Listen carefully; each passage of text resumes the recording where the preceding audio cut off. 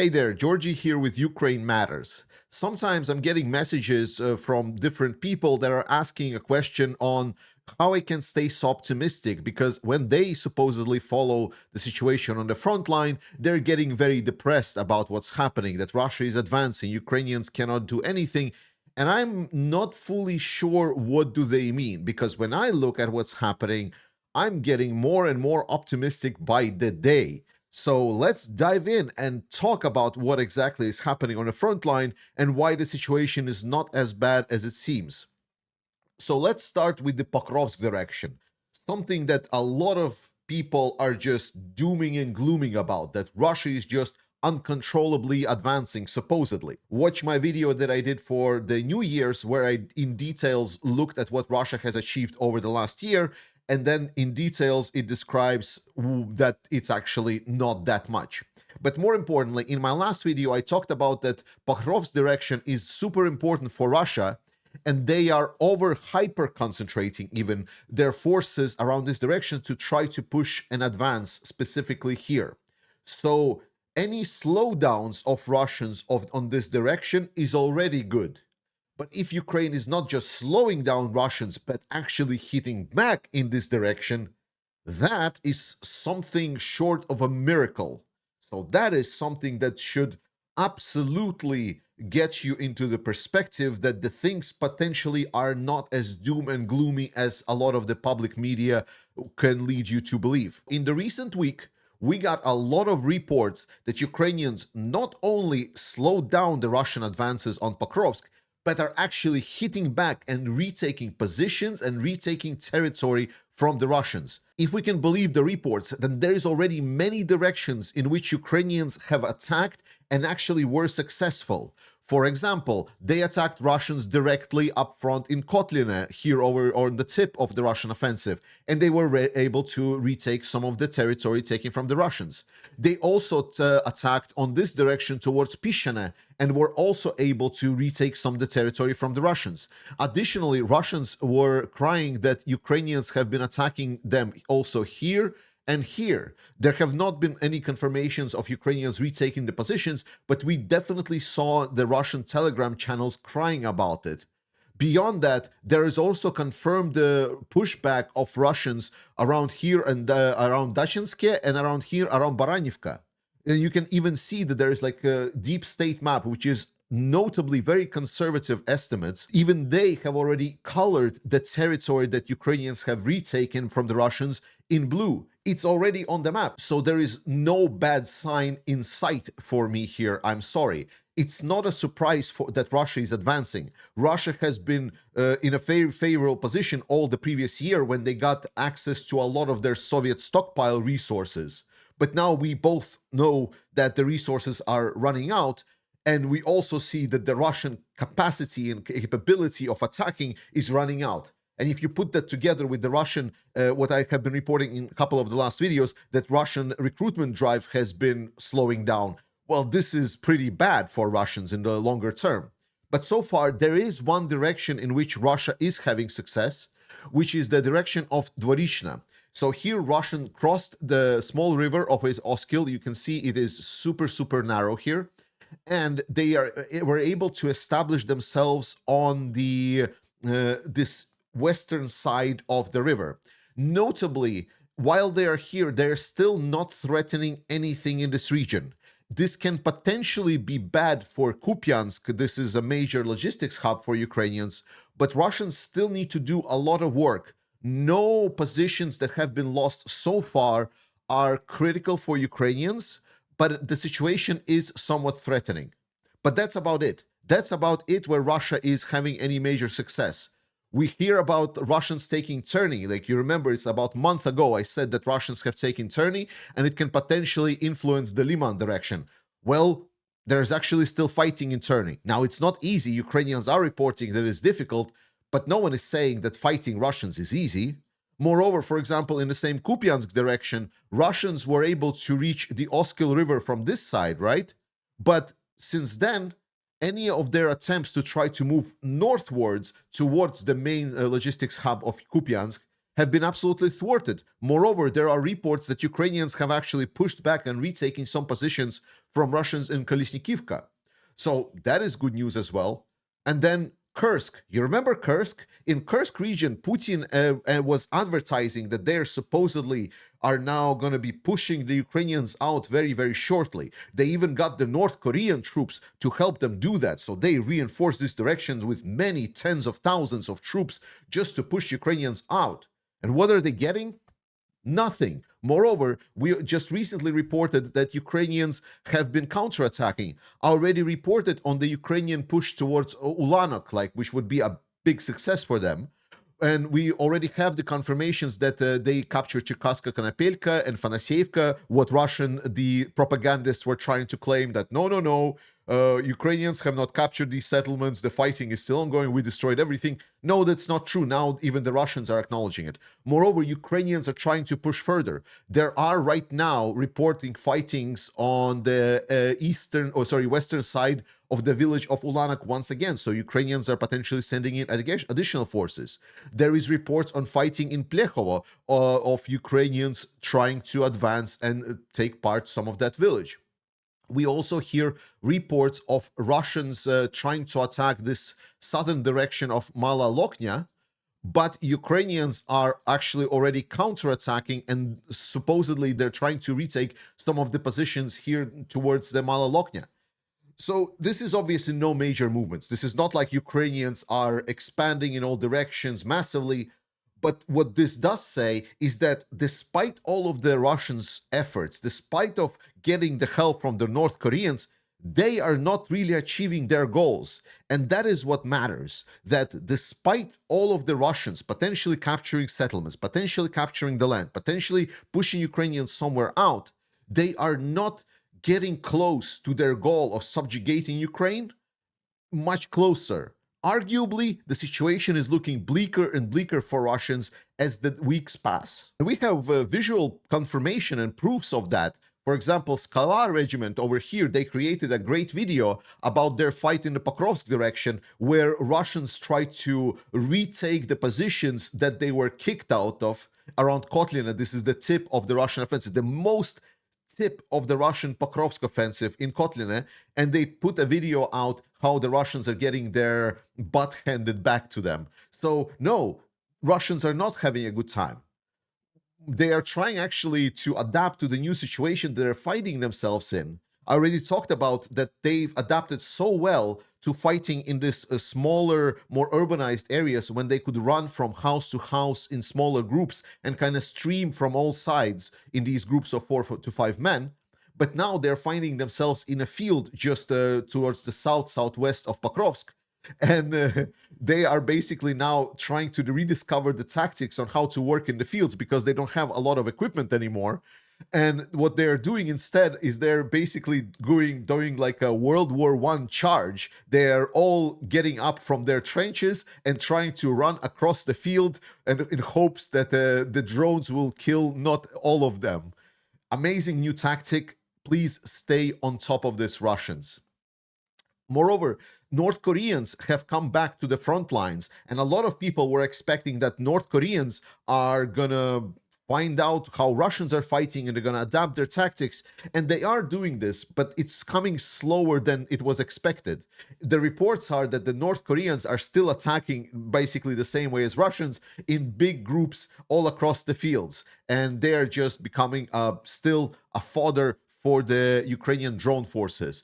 Remember, the North Korean and their goals in this war is not to actually help Russia. What they want to get is they want to get experience for their officer corps, so they don't really care about how many of these North Korean grunts are going to die on the Russian front lines. They're just interested for their officer corps to get the perspective of how the real war is fought, so they can potentially attack South Korea. Then another lie that has been spreading all across the news is that Russian Ministry of Defense claimed that they fully captured the city of Toretsk, to which a lot of the Ukrainians and all of the Ukrainian fighters were just laughing in their face, except for some of the media and some of the people on the internet that just like, well, the Toretsk is now captured because the Russian Ministry of Defense said so. Whereas Ukrainian soldiers actually put up a picture here with the pinpointed almost in the center of the city, dot where the fights are still taking place, and basically stating that Russians are lying through their teeth without even considering just how big of a lie it is. And as to people that are talking about and believing the Russian Ministry of Defense, well, my question to them is very simple. If you're believing just some things that Russian Ministry of Defense says, why don't you believe the rest of what the Russian Ministry of Defense says? Because that's kind of illogical. Because if we believe what Russian Ministry of Defense says, then you also believe that Russians have destroyed almost 21,500 tanks and infantry fighting vehicles of Ukrainian armed forces, that they have destroyed over 653 Ukrainian aircraft, that they have destroyed all 283 Ukrainian helicopters. So I would ask them, why do you have such a selective thinking, my man? For the rest of us, we just need to laugh and point finger at the idiots over here. Let's get to some other interesting news. There has been a video leaked from some of the Ukrainians that filmed a Ukrainian F-16 flyby over their houses. And firstly, I need to say to all of the Ukrainians, don't fucking do this. Don't film your armed forces movements and post them online. But if it's already leaked and it's already widespread, we can actually talk about it. Some experts have actually looked at this very low quality image still from the video, and they analyzed the F-16 loadout that they could see. So first and foremost, they saw that the F-16 has the large capacity tanks to fly longer and further over Ukraine. And secondly, they noted that while this airframe has some anti-air missiles on it, more importantly, it has 8 gliding bombs attached to this F-16. So now we have a visual confirmation of the fact that Ukrainians are using F-16s not only as the anti-air system, but they're using them to strike the ground targets against the Russian forces. And with the recent announcement of new deliveries of F-16s from Netherlands, we're going to see more of this. Well, we're not going to see, but the Russians will feel more of this. Then Vadim Sukharevsky, the commander of the unmanned system forces, the same unmanned system forces we are helping with our fundraiser too. He claimed that the new developments in Ukraine have showed progress, and they will be able to put up the laser systems to defend against the Russian drones. Now, we don't know what kind of laser it will be, whether it's going to be like a heat-based laser that just destroys the target. But I also seen some videos of Ukrainians testing lasers that are disrupting electrics inside of the drones, so potentially just scrambling them. I'm not sure which one it is, and I'm not sure how the drones, how the laser systems are working precisely, but it's great to know that we're having some new technologies being developed to fight the drone threat against the Ukrainians. President Zelensky did a showing of the Ukrainian weapons manufacturers of the new Peklo or Hell missile to the NATO representatives. They went into the facilities where they were on display. These missiles supposedly can fly on up to 700 kilometers, and they can pose a real threat to the Russian targets. So Ukrainians are not just developing their drone technology, but they're also developing their missile systems. And then there is this video, and this video should instill fear in the hearts of every single Russian occupier, because this is absolutely awful news for them. So what you see here is representatives of the 5 most competent and most successful new technology drone encompassing assault battalions. So these are the guys that have shown the best things that they can do with drone technology, with the production of drone technology, of developments of drone technology. These are the guys that the experts essentially to fighting Russians with drones. And now the Ukrainian command, Zelensky, Syrsky, and the Ministry of Defense have gotten them all together and put them all in one room so they can share their experience, they can share their perspectives, and they can put all their heads together to bring up the new type of fight to Russians, where all of those experiences are putting together. All of these guys are absolute legends. Absolutely glorious that this is happening, especially because of the second news, which is that Ukraine has started producing so many drones. Do we have some kind of numbers? And the numbers are that if we're talking about the tactical level, like FPV drones, Mavic drones, and so on, these small level drones, then already now at the start of 2025, the Ukrainian defense forces are receiving 200,000 drones per month. So not only these drones are being scaled up to such a capacity that it's enormous to even to think about, again, putting some bad news into Russian shoes already. But if you put it together with the previous aspect that now all of the best users of drones and producers of drones from the military side are now coming here together to work with the head of state, I would be afraid. I would be very afraid. And it's going to be really, really bad news for Russia and Russian occupiers. Remember, Russians can stop this war if they want it at any moment. Then some comments on the political aspects, because there is a lot of discussion about what does USA want to do, what does Russia want to do, what Europe wants to do, what China wants to do, and not a lot of talks about what Ukraine wants to do. And I will again and again underscore that Ukraine has found its agency. Nothing is going to happen with Ukraine unless Ukraine agrees to it. And President Zelensky and all of his aides have been very consistent. And I just want to reiterate here with this article say that Ukraine will not agree to any kind of potential ceasefire, any kind of agreement to stop firing if there is not going to be solid security guarantees. They have been rock solid on this position. They have changed nothing. They have not given even an inch back from this position. So if you have been led to believe that supposedly Ukraine can be pressured into some kind of a non-deal, think again. Ukraine knows best. Believe in Ukraine. Believe in Ukrainian agency. And Ukraine is doing a lot more to help strengthen their armed forces. They are coming in with a new initiative that is basically hitting like 3 rabbits with 1 stone. Firstly, it's addressing all of the complaints of the both Biden administration and some of the new administration in the United States and some of the European allies that Ukraine is not conscripting 18 to 24-year-olds, like the younger generation. Well, Ukraine said we're not going to conscript them. So instead, they come with a solution here. They're proposing voluntary contracts for these younger generation men, but these contracts will be favorable. They will be highly paid. They will have the ability to get a mortgage with, I believe, 0% rate. They will be able to get essentially a free education, university level education after their contract runs out. So it's a great deal to get the youngsters to come and help support the Ukrainian armed forces. But the good news do not stop here, because Ukrainians have actually struck the commander that was involved in the strikes on the Hroza village. In that village, there was a memorial session with a lot of the locals where they paid tribute to the fallen in this war. And Russians thought that a lot of the Ukrainian military, for some reason, will come to this event, and they just decided to strike it. There was 0 military people in that event. It was full of civilians. And over 59, I believe 59 Ukrainian civilians got killed, and a lot of them also got wounded. So now world has gotten rid of another war criminal, which is obviously great news. And then some Russians, as I was telling before, have been exploring donkeys as a mode of transportation. Well, some of them are coming in more creatively and now are posing here with the camel.